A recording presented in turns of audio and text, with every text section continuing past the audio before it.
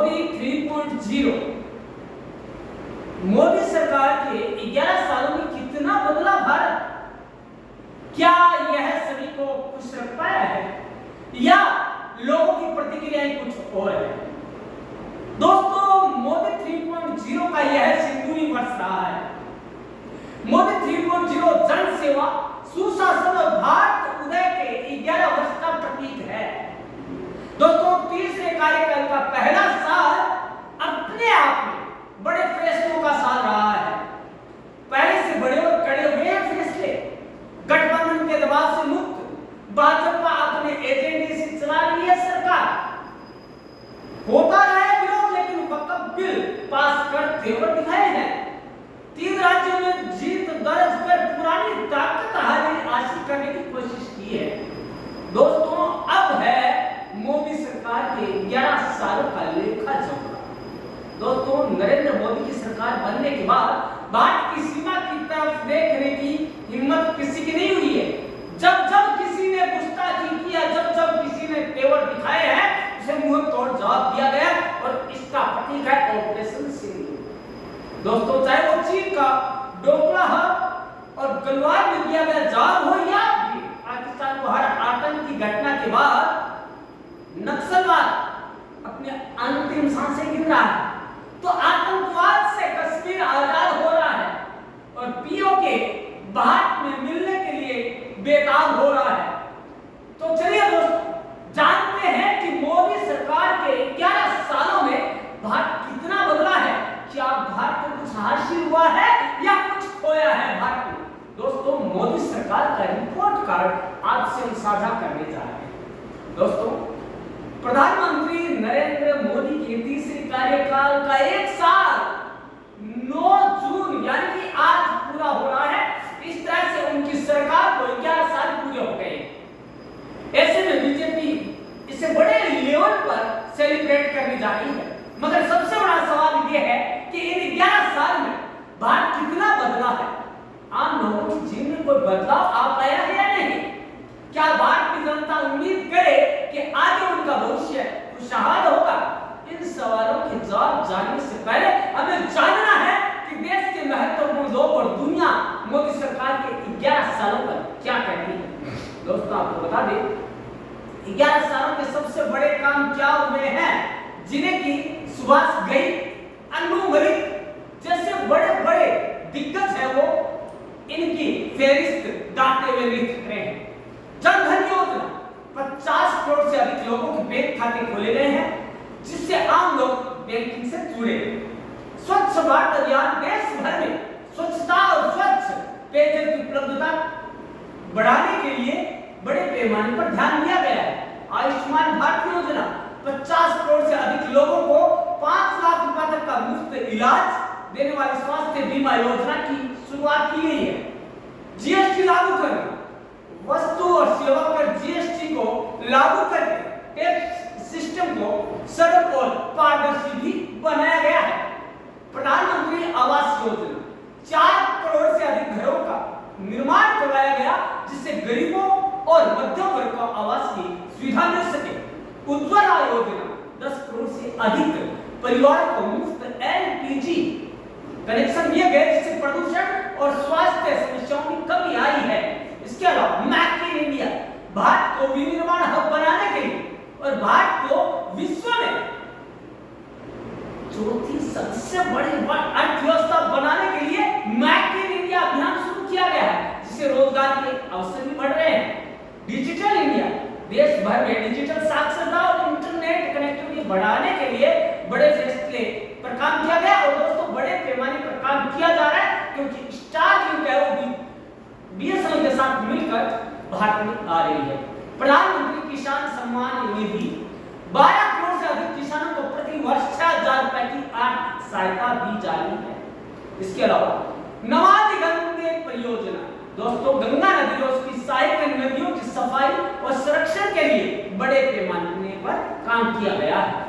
भारतीय रेलवे का आधुनिकीकरण किया गया है और उसे इंटरनेट की कनेक्टिविटी से जोड़कर एक आधुनिक भारत का रेलवे स्टेशन बनाने की कोशिश की गई है। दोस्तों, अब बात आती है कि किन राज्यों के लोगों को ज्यादा फायदा हुआ। कौन सा है फायदा? उत्तर प्रदेश, महाराष्ट्र, बिहार, पश्चिम बंगाल और मध्य प्रदेश के 5 राज्यों को 2011-12 के दौरान भारत के 63% अत्यंत गरीब लोग रहते थे। वही राज्यों में 22-23 तक अत्यधिक गरीबी होने वाली कुल गिरावट में 2/3 योगदान दिया गया है।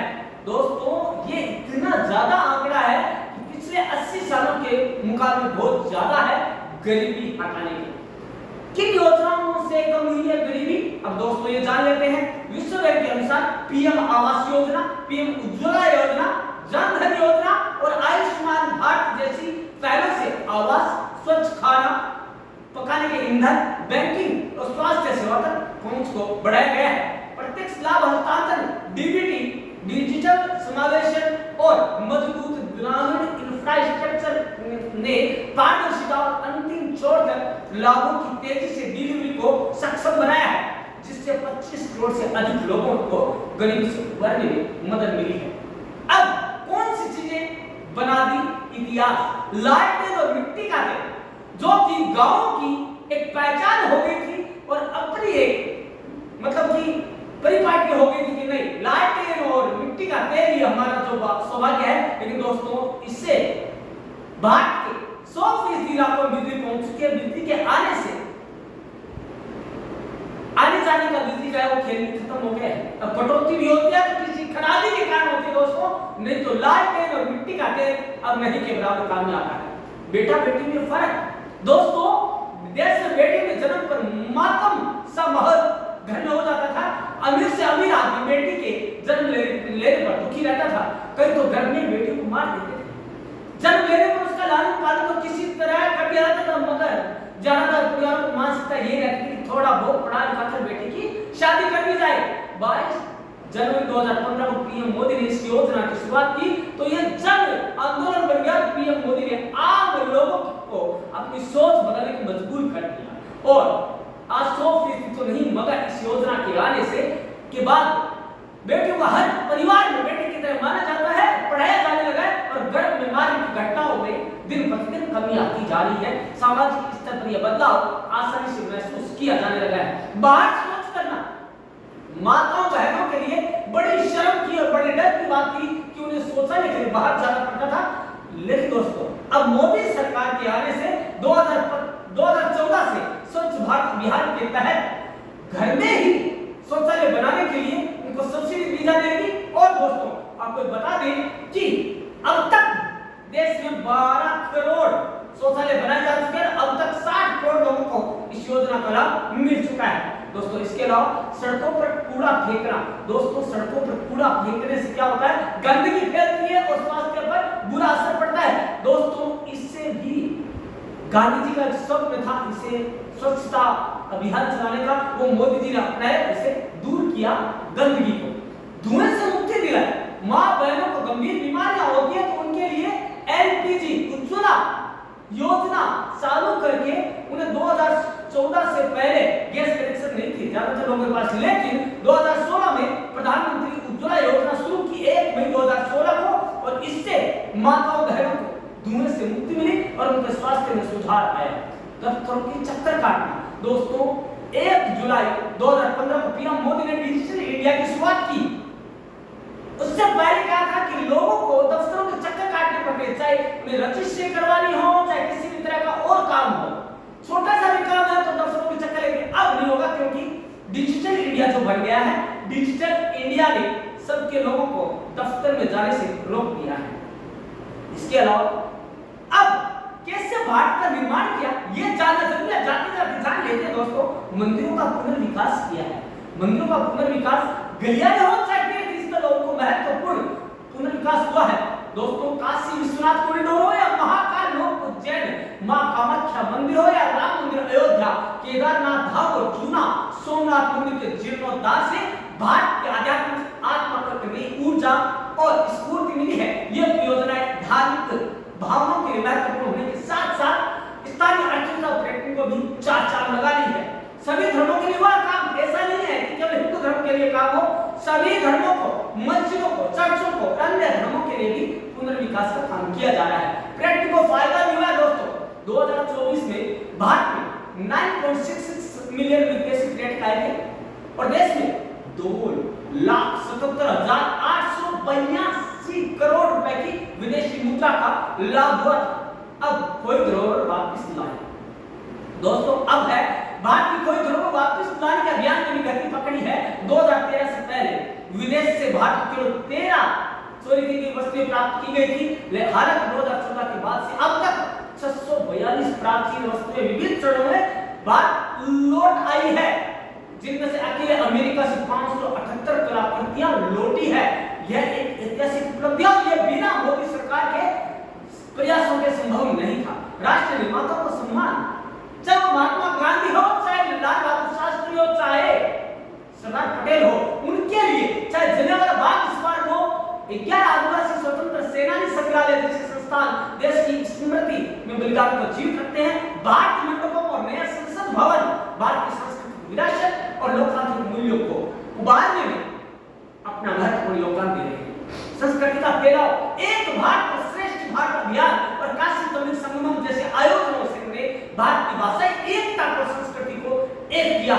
महाकुंभ 2025 का आयोजन हो, जिसमें एक माह में 66 करोड़ से अधिक श्रद्धालु शामिल हुए, इस बात का प्रमाण है कि भारत में आध्यात्मिक एकता की गहराई कितनी अधिक है।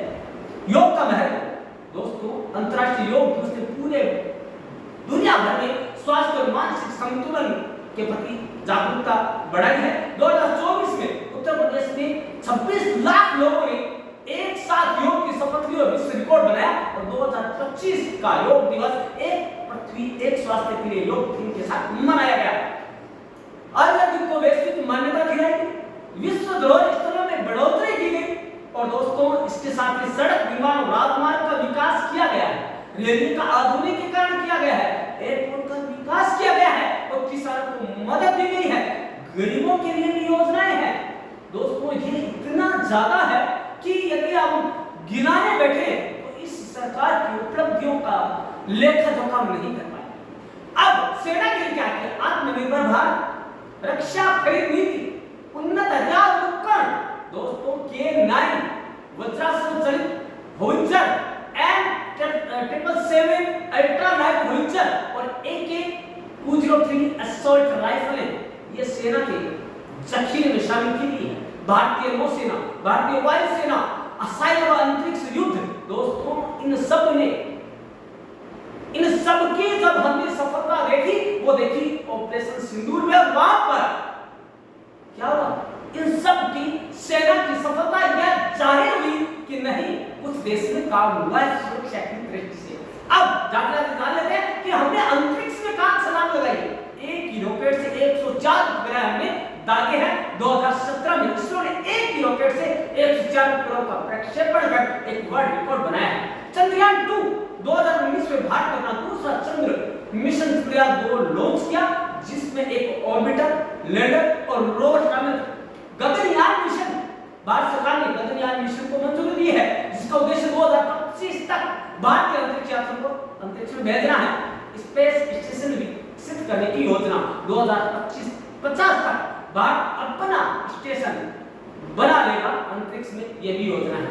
स्वदेशी तकनीक, भारत ने अंतरिक्ष प्रौद्योगिकी के क्षेत्र में स्वदेशी तकनीक को बढ़ावा देने के ऊपर ही ध्यान केंद्रित किया, जिससे देश की आत्मनिर्भरता बढ़ सके। लेकिन दोस्तों मोदी के 3.0 वर्ष को सिंदूरी वर्ष इसलिए कहा जाता है क्योंकि मोदी ने अपने दुश्मन राष्ट्र को, अपने पड़ोसी राष्ट्र को उसकी भाषा में समझाने की कोशिश की है कि लोगों को मार मार के इतना निर्दयपन होता है।